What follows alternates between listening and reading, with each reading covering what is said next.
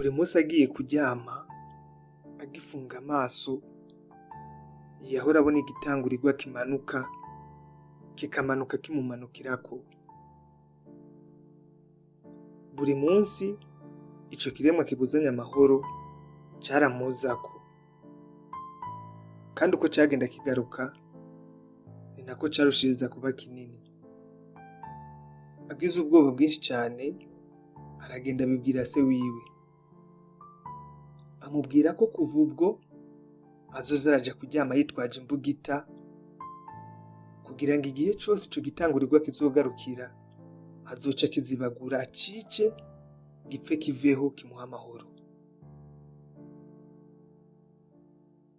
Se we aramubuza uyu mugambi mubi, amubwira ko atari mwiza, ahubwo ngo aze yitwaza ingwa azogiceka agasaraba ku nda hama agaruke amubwire uko vyagenze.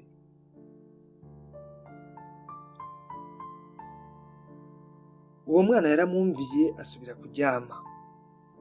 Ca gitangurirwa kigarutse yirinda kukigwanya, ahubwo akora ivyo se yamubwiye. Mu nyuma asubiye kwa se, amaze kumubwira vyose uko vyagenze, se amusaba kuduza impuzu yari yambaye hejuru hama yirabire ku nda yiwe. Ku nda yiwe hari hariko agasaraba.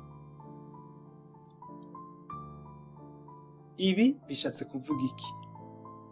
Sinirengagije ko ubabaye, ndabizi ko amarira ava mu mutima atava mu mutwe. Amarira atemba ku matama y'umugenzi wawe si ikimenyetso c'intege nke, ahubwo ni ikimenyetso c'umutima ukeye. Wewe ubabaye wihangane, wakire umubabaro wawe, umenye ko intsinzi itigera iryoha iyo utigera utsindwa. Ibihe birahinduka, abagenzi baraguta bakagenda, ariko ubuzima ntibwigera buhagarara, burabandanya kuri buri muntu. Ntugafate ingingo ubabaye, wahemukiwe, ufise ishari canke uri mu rukundo.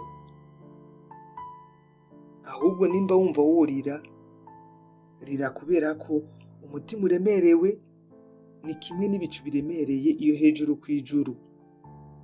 Biruhuka ari uko birekuye amazi nubwo yoba make. Nimba hari ibikubabaje biriko birakubuza amahoro, nimba hari ibikubereye nk'umutwaro bimeze nk'urubuye wikoreye, ivyo biri indani muri wewe. Twese turashobora kugira ivyiyumviro, amajwi, umubabaro indani muri twebwe. Mbere turashobora no kumva tubabaye atakibiteye, ukumva urababaye gusa. Ariko kumenya neza ko ico gitangurirwa ari twebwe nyene ubwacu, bivuze ko ari twebwe nyene ubwacu twatewe. Ibi kubimenya biragufasha kwikangura, ukagaruka mu kuri kw'iyi si, ukamenya ko ari wewe nyene utegerezwa kwikiza. Aho gukoresha imbugita, koresha ingwa. Aho gukora nabi ukazokwicuza mu nyuma, raba ico wokora gisa no gukoresha ingwa mu kibanza c'imbugita. Umubabaro uguruka ukoresheje amababa y'igihe, biha umwanya gusa. Ndagushimira wewe twabanye. Aha ni Iwacu ku Muhana TV. Jewe nitwa Gusenga Derrick. Kora subscribe canke sabone nimba utarabikora. Imana ikurinde naho ubutaha.